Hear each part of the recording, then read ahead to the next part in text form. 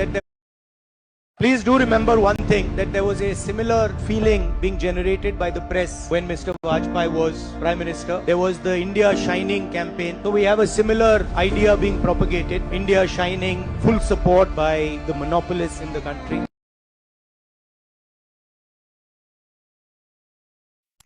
कभी सोचा है इस देश में गरीब कौन है? सच्चाई ये है कि इसका कोई पक्का पता ही नहीं है। ये कह दिया जाता है कि देश के 73% लोग, जिनमें दलित, आदिवासी, पिछड़े वर्ग के लोग हैं, उनमें से ज्यादातर गरीबी में जी रहे हैं। लेकिन उनमें भी कितने समाजों में लोग कैसे जी रहे हैं, कितना कमा रहे हैं, उनकी जरूरतें क्या है, यही जानने के लिए जातिगत और आर्थिक गिनती की जरूरत है।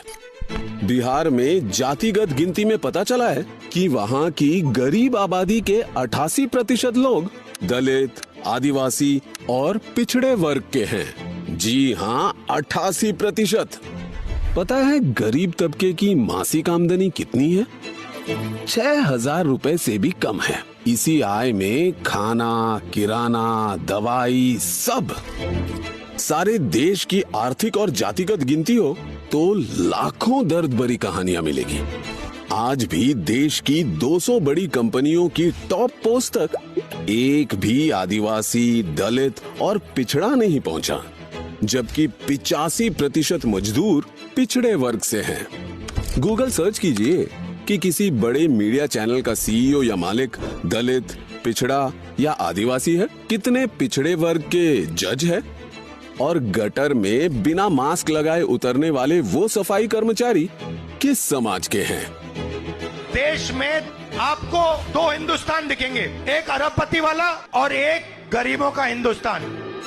जब तक अपने हक का पैसा उस आखिरी गरीब तक नहीं पहुंचेगा, इस देश में 2 हिंदुस्तान बने रहेंगे।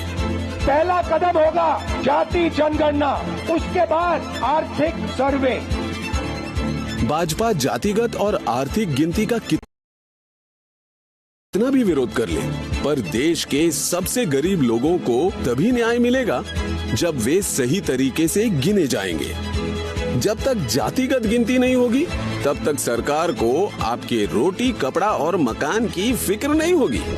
जातिगत गिनती से ही आपकी पढ़ाई, कमाई और दवाई की सही योजना बनेगी।